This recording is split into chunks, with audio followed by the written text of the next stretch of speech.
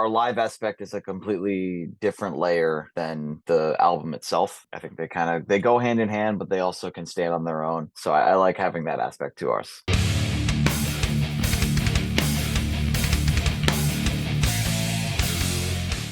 What's up, everybody? It's Keefy, a Ghost Cult Mag, back again, and I am super stoked to be joined by Lucas of Funeral Leech from my hometown, New York City. How are you doing, sir? I'm hanging in there, man. How about you? All right. Usually Fridays are good. It's been very hectic today. I don't know what's going on. It happens. It does happen. I have been kind of a fan for a while on the periphery of the band. I managed to see you live last summer. I was on the East Coast for a spell, and I managed to get to St. Vitus and see the show opening for Mizmor, which was awesome. Incredible. And I bought a vinyl from you that night that I don't have handy, but I have it, I promise. I've definitely unboxed it or whatever on one of my shows. And, I was super impressed. Like, I'd always liked the band, and then seeing it live, I got it. And I don't know if that's something you've heard before or not, but I just felt like, okay, I get it. I, really understood everything, the ethos, the atmosphere, everything I feel like you're going for. It just became very apparent live. I have heard that before. I think our live aspect is a completely different layer than the album itself. I think they go hand in hand, but they also can stand on their own. So I like having that aspect to ours. And that Mizmor show is honestly one of my favorite shows we played. And it was an incredible night. I'm very sad and emotional about what's going on with St. Vitus right now. Definitely seems like a hit job. And also Unrequited played that night. I've been a long time Unrequited fan. And Mizmor was unbelievable also. So it's just a phenomenal, you never see a show back to back to back so stacked and so fulfilling as an extreme metal fan. Yeah, I think it had a little bit of everything for most metal fans. This is our first time really meeting each other and chatting. So if you don't mind, for our audience, give us a little Funeral Leech backstory. Formed in New York City. Give us the origin story, if it could be brief. It sounds like maybe not. Oh well, I can make it a little brief. I started playing music with our guitarist Zach, I'd say 2015. He had joined a grindcore band I was in called Grudges, and we both very quickly realized we were more into like death and doom metal than I love grindcore. I mean, it's just I want to play that. I want to play death and doom metal a little more. So that's where the ground layers of Funeral Leech started, and then slowly we started bringing in other people. Everyone in Funeral Leech I've been in a band with at least one other point in my life. Our bassist Kevin, he and I were in a sludge band called Black June, and our other guitarist Alex, he was in my first punk band ever back in like the early 2000s, and we've toured the country together, and we've reunited to play death metal now. So that's, I would guess that's the brief of it. We put out our record right at the beginning of lockdown, which was like very stressful, but it actually went really well for the record. So I'm thankful for that. Right on. It was a hellish time for everybody in the whole business. And I'm always a person that says, like, if you couldn't work or function or put out your thing you worked to make during that time, no shade thrown. No, it was so hard. Introverts seem to do real well. Extroverts not so much. I'm pretty extroverted. We used to do all these interviews in person at places like St. Vitus. We'd be down in the basement by the beer cellar doing interviews packed into a corner with like rats scurrying around near us. Not what that St. Vitus doesn't have rats, but I'm saying Brooklyn has rats. New York City has rats. New York City has a lot of rats. City. I live on the West Coast now, but I'm from New York, and I lived there for most of my life, with an exception of a short spell in Boston. And it's fun that you said you were in a punk band first, like hardcore punk, sludgy punk, crust punk, crust punk. Because I was gonna say it would be an amazing journey to go from like a pop punk to a death doom band. No.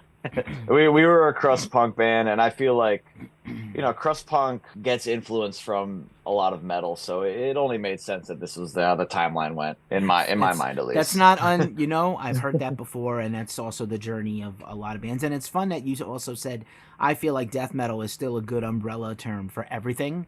But I know music journalist nerds like myself, we need publicists give us spoon feed us like little genre tags because it helps Oh us yes. with our living our best lives. And so, you know, I think we've said extreme doom, death doom is a popular one, atmospheric doom, and bands that you cite as influences. And I'm gonna shout out Mournful Congregation as my favorite among those. Oh, I love They're them. such a favorite band of mine. And I see a lineage, right, between the, like, you know, definitely not a certainly a homage a little bit. Yeah, Um, for sure. and yeah, but yeah, like definitely this new album, I feel like it's not quite, again, the live show is a thing. I urge everybody to come see this band live if they come to your city. But the album, this new album, I know everybody says this latest album's our best, but I really feel like whatever it is, that blend of like the atmosphere of live in person and the quality of the previous record to now, I think you really put it together on The Illusion of Time is the new record, if I didn't say the name, coming out on Carbonized Records, which we're a big fan of, also great underground label. Shout out Chad. I love Chad. I need to interview that guy, so maybe Liz at Earsplit could help me with that. I'm sure she could. Yeah, I bet absolutely. she could. Good times. Um, Yeah, man. So good. What do you, any thoughts on that BS I just spewed at you about like well, the record and live versus the albums and stuff? I really appreciate the kind words.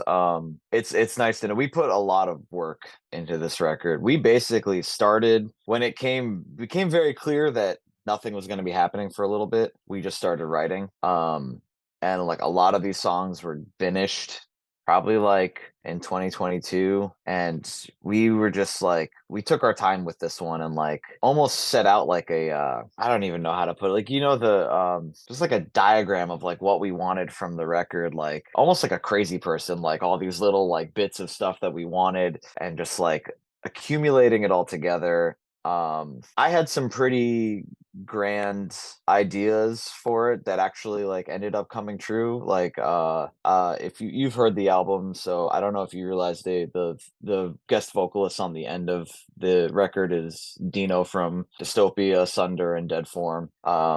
That's like a huge thing for me. Those are all huge influences. Right So on. I'm a I tremendous Dystopia fan, so that's amazing. yeah. I didn't realize that. Thank you. Yeah, I'm a humongous Dystopia fan, like since I was a teenager. So getting to like work with him on this was very, very fun. Amazing. I recently interviewed Scotty from Tank Crimes Records out Well, here in the Bay Scotty's Area. who put me in touch with Dino. Yeah, so That's no doubt, no doubt. He yeah, is he's the keeper of the he Dystopia is. flame. He and I have definitely geeked out about some of those bands, that you know, caliber of bands. I love that dude. He's just Yeah, phenomenal. Every time I Scotty think is like such a yeah, nice dude. he kind of has a face. I'm pretty straight, but I kind of want to just fucking hug him and kiss him for everything. That guy's done so much. He deserves a He really cuddle at has. the very least. He's done so much for underground music. I was gonna say I can't walk and chew gum, and I don't even know what I wore yesterday. So I can't imagine playing drums and doing vocals, especially extreme metal vocals. You Yeah, know, how does that even happen?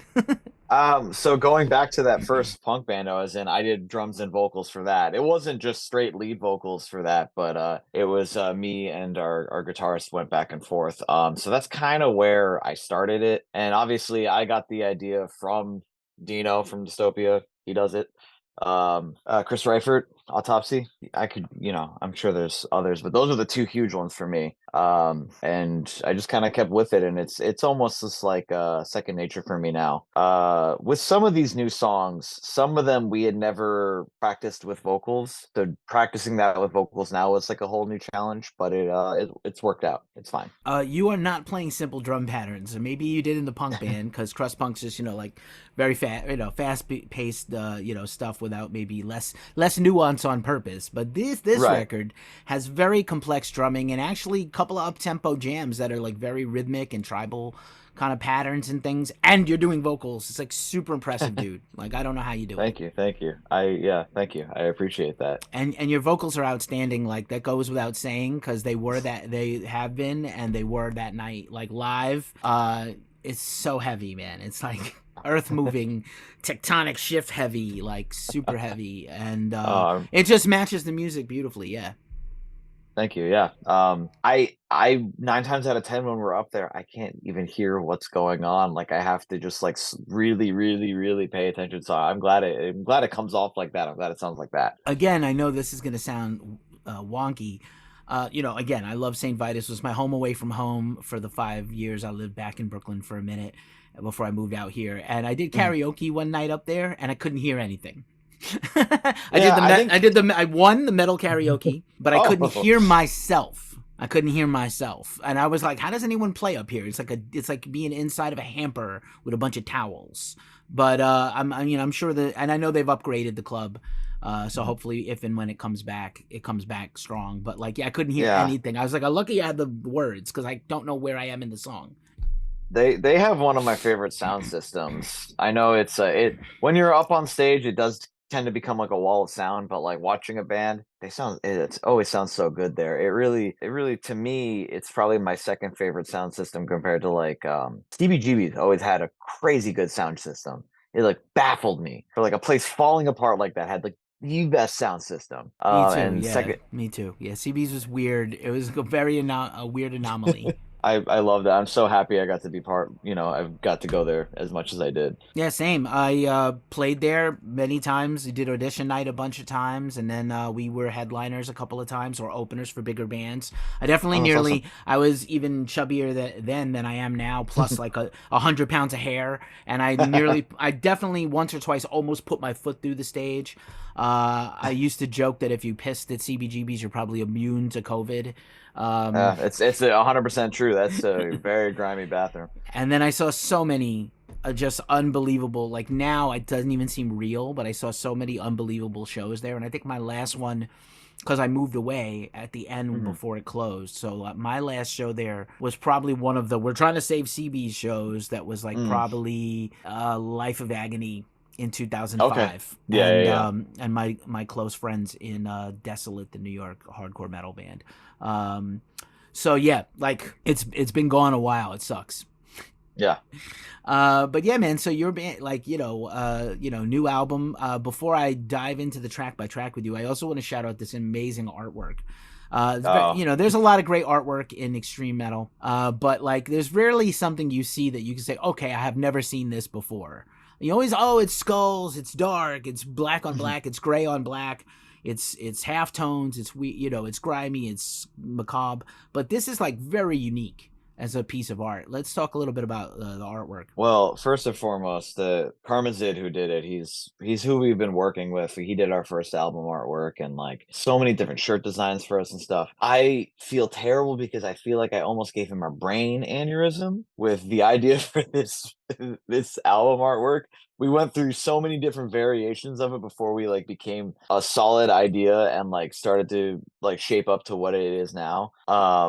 And I threw so many different references at him and so many different ideas. Like I truly feel bad, but I'm so happy with how it came out because I love it so much. Amazing. I also want to say again, I don't have the vinyl to actually open and show people, but if he also did the layout work, it's exquisite. It's so beautifully done.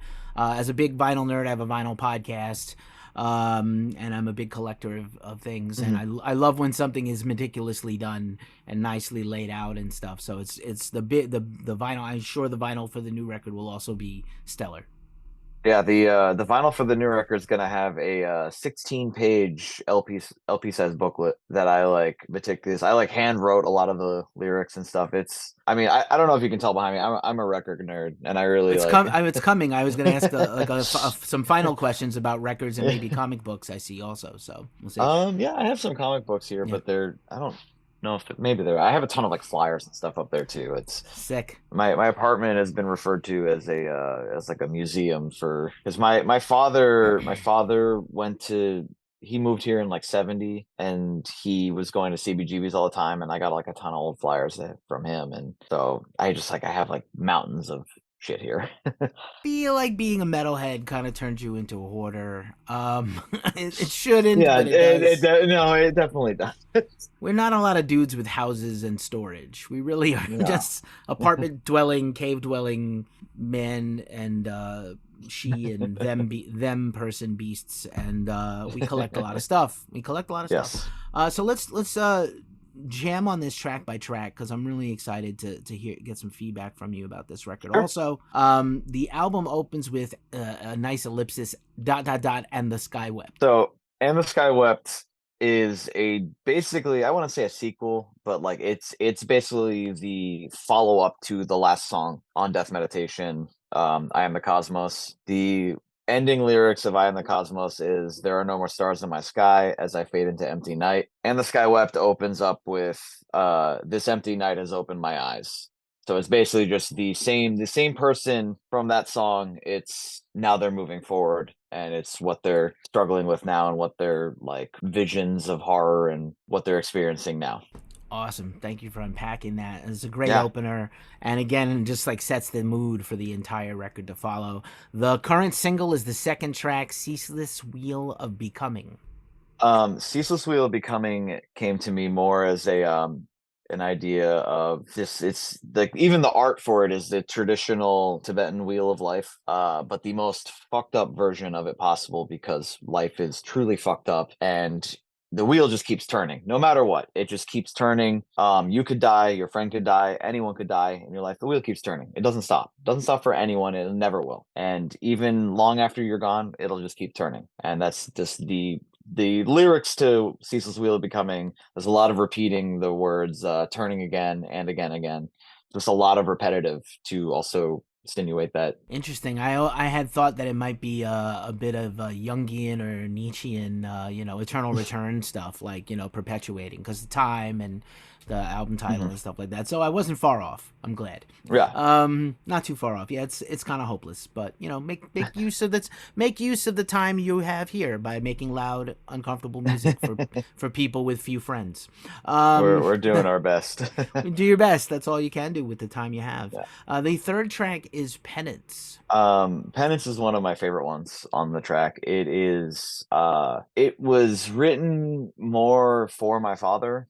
But my father dealt with depression and anxiety his entire life, and it, I guess, was passed down to me. I don't know how hereditary that stuff is, or if it's just a fact of life, but it was the way I saw him growing up and how it affected him then versus me realizing it now, how it's affecting me as an adult. And the whole song gained an extra layer of like being personal for me because in July of last year, I actually lost my father very suddenly. So he never actually got to hear this song, which was truly heartbreaking, but now it feels even more powerful to me. Well, I'm sorry for your loss, and Thank you. that's a bummer that he didn't get to hear it. But obviously he must. A lot of these things seem passed down from him to you, so hopefully, Yeah. he knew that. And yeah, gotcha. The next track is the very.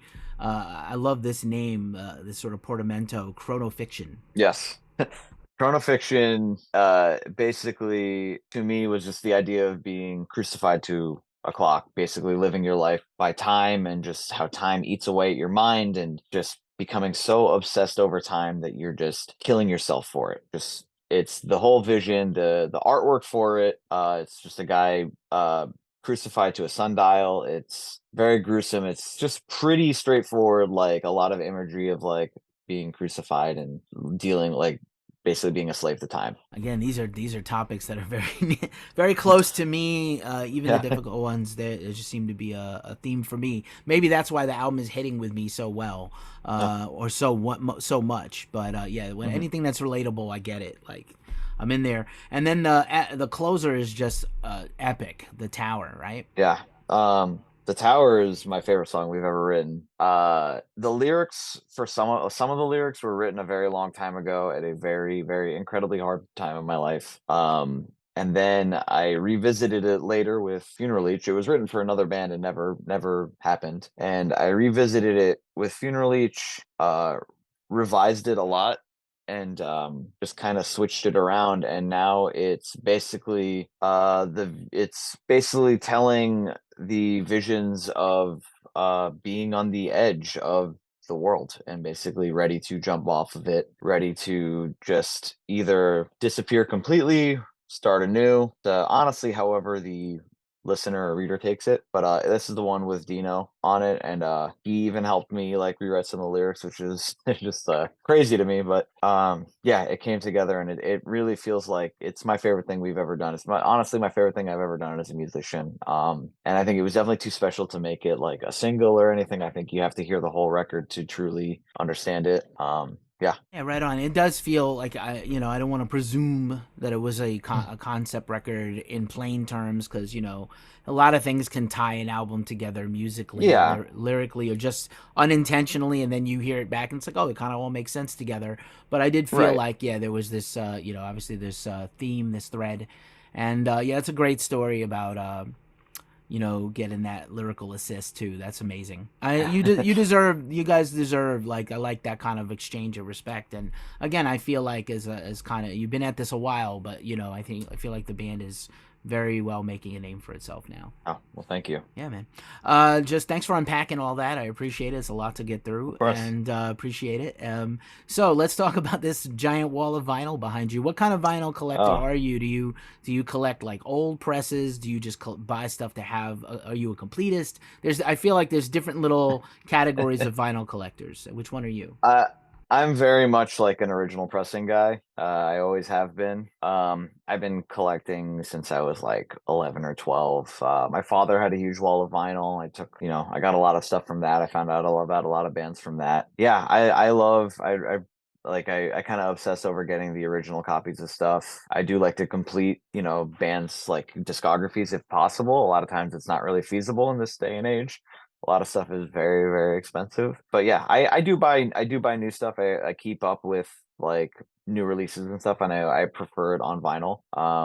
But I mostly collect like older stuff. Right on. Do you have a single original press that you own that you've captured? Well, yeah, my favorite one probably is one that was passed down to me from my dad. That is the first pressing of the Ramones' first album, but it's autographed by all of them, front and back.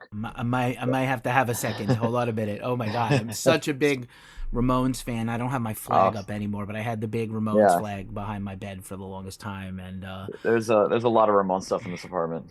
I am dog shit at this. Like, I don't know how you feel about Record Store Day. I'm a person. My podcast partner Nick is the Mm, OG pressing guy. He's this. I need the specific cut from this factory by this guy, and I'm just like, I want to have the thing, and I don't care so much about what pressing it is. But he also has like a really classy, like 1970s turntable receiver speakers. He has like a specific thing he has his setup, and I'm like, I got mm. a new shelf speakers at a U-turn audio, and I pre-order, like, Job for a Cowboy and Chelsea Wolf. But like, I do like buying stuff in the wild. I love going to record stores. Yeah, I love supporting independent record stores. And I was wondering, yeah, like, do you have a favorite record store locally to you that you shop at that we can absolutely. promote?